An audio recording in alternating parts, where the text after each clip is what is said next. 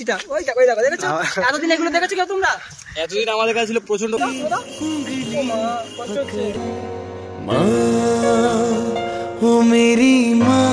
করে দিলাম ভিডিও ক্লিপিংটা তোমরা অলরেডি দেখতে পাচ্ছো যে রোহন তার সোনামাকে পেয়ে কতটা খুশি আর সোনামা রোহনকে পেয়ে কতটা খুশি সত্যি দেখার মতো মুহূর্ত ছিল তবে হ্যাঁ সব ভিউয়ার্সরা আমরা সবাই অধীর অপেক্ষায় ছিলাম যে রোহন আসার পরে সোনামায়ের যে এক্সপ্রেশনটা থাকবে মুখের সেটা আমরা সবাই দেখতে চেয়েছিলাম অনেকেই কমেন্ট করেও বলেছে আমাকেও বলেছে তারপরে দেখলাম দেবশ্রীদিকেও অনেকেই বলেছে তো সেই মুহূর্তটা আমরা দেখতে পারিনি তার অনেকগুলো রিজন রয়েছে কারণ অনেকটা রাতে রোহন বাড়ি ফিরেছে সে 2টোর সময় বাড়িতে ফিরেছে ওইটুকু বাচ্চা নিশ্চয়ই ঘুমাচ্ছিল তাছাড়া একটা ক্লান্তি তো আছে রোহন 2টায় বাড়ি ফিরেছে মানে দেখো এমজির সাথে এই কদিন ছিল তারপরে এই যে দৌড়াদৌড়ি হসপিটাল ঘর তারপরে খাওয়া দাওয়া ঠিক মতো নেই তো একটা পরিশ্রম তো আছে এসে আর সোনামাকেও ডাকেনি যাই হোক কোনো রকম ভিডিও প্রোটেস্ট তোলেনি তবে হ্যাঁ এখন যে মুহূর্তটা আমরা দেখলাম এটাও কিন্তু কম কিছু নয় তবে হ্যাঁ সোনামা রোহনের সাথে থাকলে সবার কাছে যায় কিন্তু রোহন সঙ্গে না থাকলে তার বন্ধুদের কাছে কিন্তু ভালোভাবে থাকতে চায় না সেটা কিন্তু আমরা ভিডিওতে দেখেই বুঝতে পারছি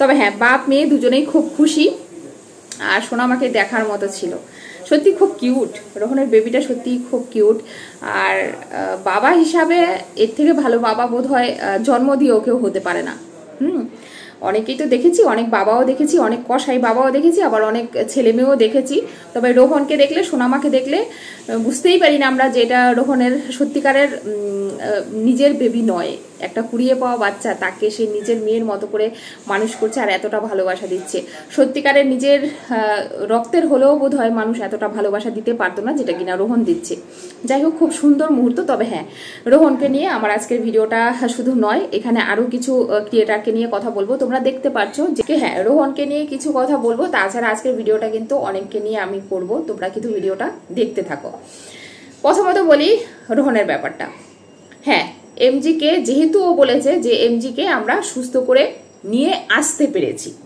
সেখান থেকে আমার মনে হচ্ছে এমজি মোটামুটি সুস্থ কিন্তু নিয়ে চলে এসছে কিনা সেটা জানি না দেখো রোহন কিন্তু রোজ আপডেট দেয়নি তো মাঝখানে অনেকগুলো দিন কিন্তু যেহেতু ভিডিও দেয়নি তো হতে পারে যে অপারেশনটা অনেক আগেই হয়েছে হয়তোবা এখন এমজি সুস্থ এমজিকে নিয়ে চলে এসেছে এটা হতে পারে এটা আমরা জাস্ট বলতে পারি হতে পারে তবে এমজি এসছে কিনা জানি না যদি আসতো তাহলে তো রোহন একটা আপডেট দিত তবে হ্যাঁ হয়তোবা দেবে প্রথমে মনে করলো যে হয়তো আমি আমার সোনামায়ের সাথে যে হ্যাঁ একসাথে হয়েছি সেই মুহূর্তটা প্রথমে আমার বন্ধুদের কাছে শেয়ার করি তারপরে না হয় এমজিকে যে নিয়ে এসেছি সেই ভিডিওগুলো শেয়ার করব তো রোহনকে আমি একটা কথাই বলবো অবশ্যই কিন্তু ভাই ওগুলো শেয়ার করো আমরাও দেখতে চাই যে তোমার আর এমজির জার্নি হ্যাঁ অবশ্যই তোমার বন্ধুরাও তার সাথে ছিল তোমরা এসছো তারপরে কিভাবে কি হয়েছে সমস্ত আপডেট দিও সবাই দেখতে চায় অধীর আগ্রহে বসেছিল যে কিভাবে তুমি এমজিকে এতটা ভালো রেখেছো বা এত কিছু এমজির জন্য করেছে সমস্ত বিষয়গুলো সবাই দেখতে চায় আমরাও দেখতে চাই আর নেক্সট টাইম যখন কোথাও যাবে সোনামাকে সঙ্গে নিয়েই যেও কারণ ও তোমাকে ছাড়া ওর দুনিয়াটাই অন্ধকার ওর চারিদিকে ও কিচ্ছু দেখতে পারে না আমি অবাক হই কোনটা দেখে একটা 22-23 বছরের ছেলে আমি এরকম অনেক কসাই বাবা দেখেছি এরকম অনেক সন্তানও দেখেছি আজকের ভিডিওতেই তোমাদের কাছে শেয়ার করব টাকা পয়সা থাকলেই যে ছেলে মেয়ের সাথে মা বাবার বন্ডিং ভালো হয় আবার টাকা পয়সা না থাকলেই যে ছেলে মেয়ের সাথে মা বাবার বন্ডিং ভালো হয় না এরকম কোনো কথা নয় এগুলো কি বলতো অনেক জায়গায় আমরা অনেক জায়গায় দেখেছি তবে রোহন এই বয়সে সত্যি একটা বেস্ট বাবা হয়ে উঠতে পেরেছে এটা দেখে কিন্তু সত্যিই খুব ভালো লাগে আর অনেকে হয়তোবা রক্তের সম্পর্ক থাকলেও নিজের উরসের সন্তান থাকলেও ছেলে মেয়েকে এতটা ভালোবাসা দিতে পারে না কিন্তু রোহন তার নিজের বেবি না হয়ে একটা কুড়িয়ে আনা বাচ্চাকে যেভাবে মানে পালন করছে বা যতটা ভালোবাসা ও দিয়েছে হ্যাঁ একজন বাবা হয়ে সত্যি জাস্ট ওকে এটা করতে হবে এই বয়সে এটা সত্যি আমার একটু অবাক লাগে আমি দেখে অবাক হয়ে যাই যে কতটা ভালোবাসা দিলে পর একটা বাচ্চাকে সে তার বাবাকে ছাড়া কিছু বোঝে না পুরো দুনিয়া টাকা করে নিয়েছে তার বাবা মানে বাচ্চাটার কাছে পুরো দুনিয়াটাই কিন্তু রোহন তা এটা করেছে কারণ রোহন ওই ভালোবাসাটা ওকে দিয়েছে তবে কিন্তু বাচ্চাটা রোহনকে এতটা ভালোবাসে যাই হোক এদের কথা তো অনেক হলো। তো রোহনকে খালি একটা কথাই বলবো, নেক্সট টাইম যখনই কোথাও যাবে অবশ্যই সোনামাকে সঙ্গে নিও, কারণ ও সত্যিই তোমাকে খুব মিস করে। এইভাবে কি বলতো, যদি কাঁদতে থাকে না তাহলে একটা সময় ও নিজেও অসুস্থ হয়ে যাবে, যার জন্য বলবো ওকে সঙ্গেই রেখো সবসময়, আর তোমাদের দুজনকে একসাথেই মানায়। আজকের যে মুহূর্তটা দেখলাম সত্যি আমাদের মন ভরে গেছে, মন ভরে গেছে। যাই হোক, এইবার আসি হচ্ছে যেটা, এই যে সন্তান আর বাবার কথা যেটা বললাম সেটা দেখো, তোমরা দেখতে পাচ্ছ ইনসাইড আউট, অর্পি আর সৌভাগ্যকে দেখতে পাচ্ছ, অর্পি আর সৌভাগ্য। এবার তার বাবা অসুস্থ, বিশেষ করে অর্পির শ্বশুর অসুস্থ, তা ও আছে মেয়ের বাড়িতে। অর্পি বললো সারাদিন খুব টেনশনে রয়েছি, বাবার এরকম চোখের একটু সমস্যা হয়েছে, তবে বাবা এখন বাড়িতে এসছে, মোটামুটি সুস্থ আছে, ওষুধ টষুধ খেয়েছে, ব্যথা ট্যাথাও কম আছে, এখন একটু নিশ্চিন্তা হলাম। প্রথমত প্রত্যেকটা পাবলিকের কথা হলো এটা, যে তুমি তো সারাদিন কোনো টেনশনেই ছিলে না, তোমাকে দেখে মনে হয়নি কোথাও তুমি টেনশনে আছো। তার মেন কারণ হচ্ছে এটা, কারণ ও এক সময় বলছে যে বাবার জন্য টেনশন করছিলাম, পরক্ষণেই দেখা যাচ্ছে তারা স্বামী স্ত্রী মিলে রেস্টুরেন্টে খেতে যাচ্ছে, তাও সেখানে বসে একদম খুব এনজয় করে ওরা ফিশ কাটলেট খাচ্ছে। তো একটা মানুষ যদি তার শ্বশুরের জন্য এতটাই চিন্তিত থাকবে, সে কখনোই কিন্তু ওই দিন অন্তত রেস্টুরেন্টে গিয়ে ওইভাবে খাবার খেতে পারে না। অন্তত এইটুকু আমাদের মাথায় রাখতে হয়। দেখো, আমাদের ফ্যামিলিতে আমরা সবাই একসাথে থাকি, কিংবা যদি আমার ফ্যামিলিতে কেউ একজন কোথাও বেড়াতেও যায়, আমরা যদি শুনি যে তার শরীর খারাপ, তখন আমরা পারবো রেস্টুরেন্টে গিয়ে ওইভাবে খাবার খেতে? না, যাওয়া যায় না। ওই দিনটা সবাই কিন্তু স্কিপই করবে। কিন্তু সেইখান থেকে যেহেতু অর্পি আর তার হাজবেন্ড দুজনে মিলে গেল রেস্টুরেন্টে খেতে, তো অনেকেরই, অনেক পাবলিকেরই অনেক কথা যে তুমি এতটাই টেনশন করছো, তাহলে তুমি কি করে রেস্টুরেন্টে গিয়ে খাবার খাচ্ছ? তো এটা কিন্তু প্রশ্ন ওঠারই কথা, কারণ বাড়িতে কেউ অসুস্থ হলে পরে সেইখান থেকে কেউ একজন গিয়ে এইভাবে রেস্টুরেন্টে কি করে আনন্দ করে খাবার খেতে পারে? আর ছেলে মেয়ে মানে আমি জানি কর্তব্য বাবা মার উপরে দুজনেরই থাকে, এমন না যে ছেলে আছে বলে ছেলেকেই করতে হবে বা মেয়ে আছে বলে মেয়েকেই করতে হবে। ছেলে মেয়ের এখানে বাবা মাকে কর্তব্য করা নিয়ে কোনো পার্থক্য করা যাবে না। কিন্তু তবু বলবো, যেহেতু ছেলে সচ্ছল, সবসময় বেশিরভাগটাই দেখা যায় মেয়ের বাড়িতে পড়ে থাকে। এটা সত্যি আমরা একটা জিনিস তো খেয়াল করতে পারছি ইদানিং ইনসাইড আউটের ব্যাপার দেখে, যে ওরা কিন্তু সত্যি টাকার পিছনে প্রচুর ছুটছে। আমি জানি যার যত আছে তার তত প্রয়োজন, কিন্তু এতটা আমাদের টাকাকে ভালোবাসা, মানে আমরা টাকাকে এতটাই টাকার পিছনে ছুটছি যে আমরা ভালোবাসা ভুলে যাচ্ছি, কর্তব্য থেকে নিজেদেরকে সরিয়ে রাখছি। সেটা করলে কিন্তু দেখতে খারাপ লাগে। কারণ টাকায় কিন্তু মানসিক শান্তিটা দেয় না, আর ফ্যামিলি ভালোবাসাটাও কিন্তু টাকায় আসে না, সেগুলো কিন্তু নিজেদেরকে অর্জন করতে হয়, নিজেদের পরিশ্রম করতে হয়। যেমন আমরা কাজের জন্য নিজেদেরকে সবসময় ব্যস্ত রাখি বা আমরা পরিশ্রম করি, সেরকম কিন্তু একটা সম্পর্ককে সঠিক রাখার জন্য সেটার উপর একটু টাইম দিতে হয়। যে কোনো সম্পর্ক ভালো রাখার জন্য সেটাতেও একটু টাইম দিতে হয়, যে কোনো কাজেও দেখবে। তো সেইখান থেকে ওরা কিন্তু সম্পর্কে টাইমটা কম দিচ্ছে, ওরা দেখবে টাকা যেটাতে আসবে সেটাতে ওরা টাইমটা বেশি দিচ্ছে, যার জন্য পাবলিকের মনে হচ্ছে যে তোমরা টাকার পিছনে ছুটছো। টাকায় কি সত্যিকারের মানসিক শান্তি দিতে পারে? আজকে সৌভাগ্য আর অর্পি আর তার হাজবেন্ড প্রচুর টাকা ইনকাম করছে, অবভিয়াসলি ওদের পরিশ্রমের ফল, কিন্তু এই টাকায় কি ওরা শান্তি পাচ্ছে? রিসেন্ট দেখবে অর্পি একটা ভিডিওতে বলেছে যে বাড়িতে কোনোভাবে শান্তি আনতে পারতেছি না, কারোর শরীর খারাপ, কেন এগুলো হচ্ছে? যেমন এই যে তোমরা দেখতে পাচ্ছ নৈহাটিতে বড় মার কাছে গেছে পুজো দিতে, কিছু তো মনে মনে একটা ভাবছে যে কেন এগুলো হচ্ছে। তো এইগুলো হচ্ছে একটাই কারণ তোমরা সম্পর্ককে টাইম দিচ্ছ কম, তোমরা টাকাকে বেশি প্রায়োরিটি দিচ্ছ। আর যখনই একটা পরিবারে সম্পর্কে টাইম কম দেবে, পরিবার মানে টাকার পিছনে বেশি টাইম দেবে, তখনই না সম্পর্কগুলো আস্তে আস্তে নষ্ট হতে থাকে। বললাম না, আমাদের বাঁচতে গেলে টাকার অবশ্যই প্রয়োজন, কিন্তু সম্পর্ককে বাঁচিয়ে রেখে শুধু টাকার পিছনে ছুটলে হবে না।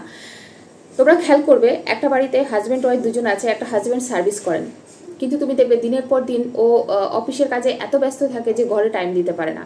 হ্যাঁ, তো বাড়ির মানুষগুলো কিন্তু বোর হয়। টাকা তো ও কামিয়ে নিয়ে আসছে, কিন্তু ঘরের শান্তিটা কিন্তু নষ্ট হচ্ছে। এই জন্য দুটো দিক ব্যালেন্স করেই চলতে হয়, কিন্তু অর্পি সেটা করতে পারছে না, এটা আমার মনে হচ্ছে।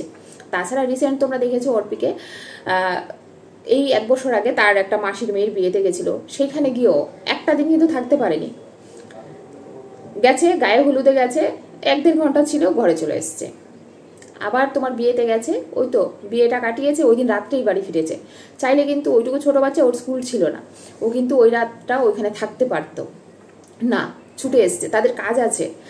পরের দিন আবার বৌভাতে গেছে, ওই তারপরে আবার চলে এসছে, তারপর আবার অষ্টমঙ্গলে গেল, তারপরে আবার গেছে, ওই দিন চলে এসছে। তো এইভাবেই ওরা সম্পর্কগুলোকে মানে এইভাবেই ওরা টাইম দিচ্ছে। বিশেষ করে ওদের কাজকে বেশি প্রায়োরিটি দিচ্ছে, যার জন্য এই সমস্যাগুলো হচ্ছে। কিন্তু অর্পি বুঝতে পারছে না যে ওদের ঘরে এই নেগেটিভিটিগুলো কোথার থেকে আসছে। মেন কারণ হচ্ছে এইটা অর্পি, আর কিছু না। ওই পাবলিককে দোষারোপ করে লাভ নেই। পাবলিক তো তোমার ভিডিও দেখছে 30 মিনিট, 25 মিনিট, 20 মিনিট, ওইটুকু সময় তোমাকে যা দেখছে সেটা নিয়ে পাবলিক আলোচনা করছে। মেন তো হচ্ছে তুমি কি করছো সেটাকে আগে বোঝো, যে কেন হচ্ছে আমার সাথে। তুমি বলছো তোমার এত নেগেটিভ কমেন্টের জন্য তোমার পরিবারের শান্তি নষ্ট হচ্ছে। না, শান্তি নষ্ট হচ্ছে তোমাদের স্বামী স্ত্রী এই যে 24 ঘন্টা টাকার পিছনে ছুটছো বলে। তো প্রথমে বোঝো ঘরের শান্তিটা কেন নষ্ট হচ্ছে, তবে তো সেটাকে ঠিক করতে পারবে। তো যাই হোক, এটা ছিল অর্পিদের নিয়ে বলা কথা। তো অর্পিদের কমেন্টস বক্স জাস্ট দেখা যাচ্ছে না, প্রচণ্ড নেগেটিভ কমেন্ট আসছে। তার রিজন কিন্তু একটাই, ওরা সম্পর্ককে টাইম কম দিচ্ছে আর টাকার পিছনে বেশি টাইম দিচ্ছে। বললাম না, আবারও অর্পিকে একটা কথাই বলবো, অবশ্যই আমাদের ভালোভাবে বাঁচার জন্য টাকার প্রয়োজন, কিন্তু সম্পর্ক নষ্ট করে নয়।